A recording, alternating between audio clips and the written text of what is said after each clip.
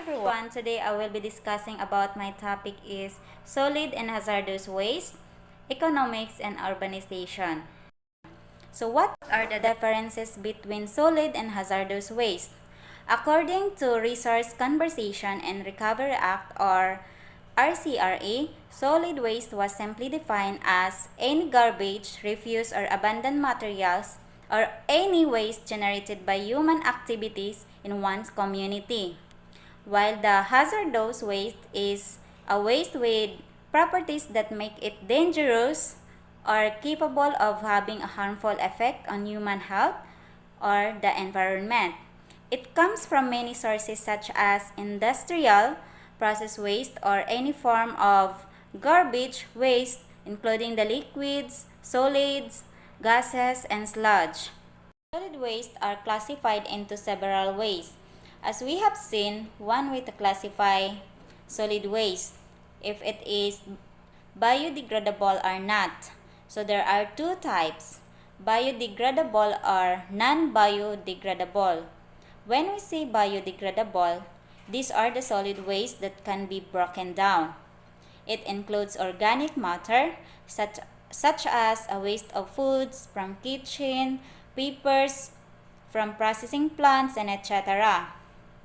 If the decomposition process takes place, it can produce irritating smells.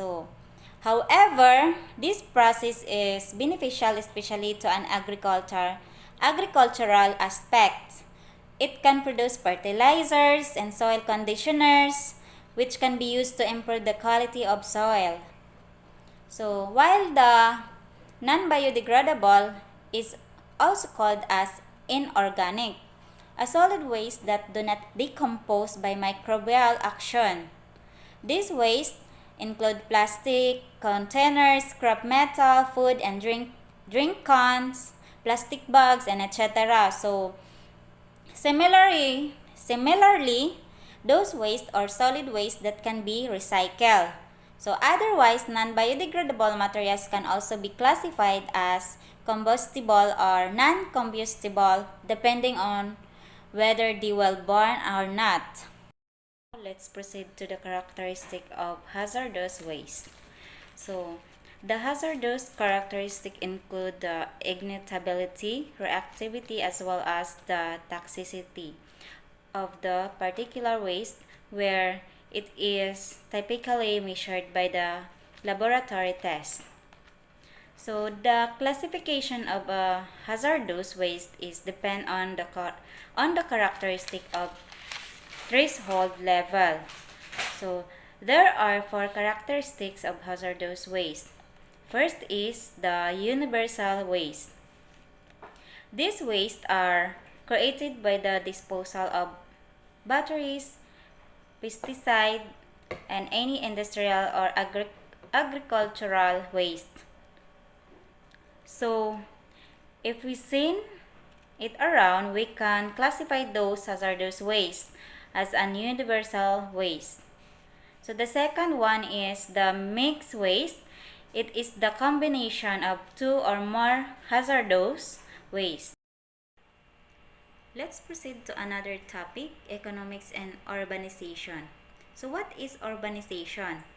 As the world's population is increasing, a rising number of people are moving from rural areas to urban areas. So this global phenomenon is called urbanization. So the causes of urbanization is economic, political, and social issues, merged with circumstances of modernization to make people want to migrate from rural to urban areas. So the first is industrial growth. The explosion of industrialization and manufacturing enterprises within a certain urban area gives rise to more employment opportunities. So the second one is employment. So some rural areas commonly are agricultural, urbanized, and industrial growth create opportunity for jobs that pay more and more diverse. So the next one is social factors. So many urban areas allow for better living standards, including superior educational facilities, better access to healthcare, modern housing. So the next one is economic problems. So many people may choose to migrate from a world areas as it is generally not as economically stable or wealthy as blooming urban areas. So the next one is political turmoil. So when we see political turmoil is like, for example, war, civil unrest, and other sources of political disorder are often are woes of developing areas. So this turbulence and potential danger can be enough to make anyone to move. So that some of the people here to move to other areas. So next one is modernization. New technology upgrades the infrastructure of urban areas. So better communication, medical facilities, and various social amenities can attract those from rural areas. So some of the people in urban areas too has a better life or a better communication and medical facilities and various social amenities can attract those from rural areas. So the next one is positive effects of urbanization.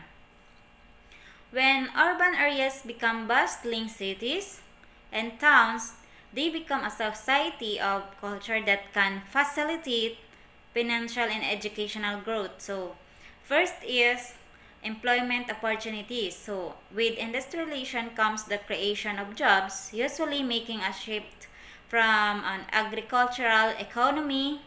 Industrialization paves the way for modern industries and will need more people to perform various jobs.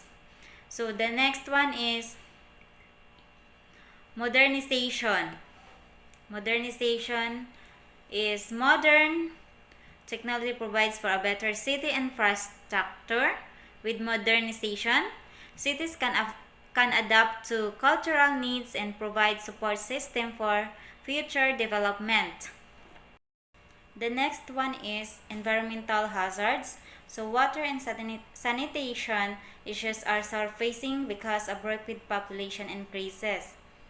So with so many people needing resources such as food, water, fuel, and waste management, so the population of urbanized cities are suffering from a lower quality of life due to environmental reasons, so such as water scarcity, pollution, and sanitation. So one of the major problem is our environment. So because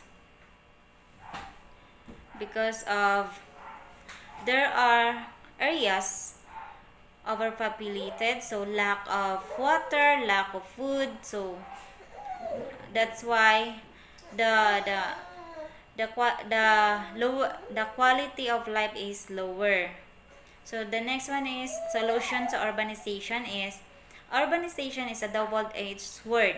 Experts are finding successfully reaping the benefits of urbanization while minimizing its major drawbacks may lie in the reconsideration of several aspects.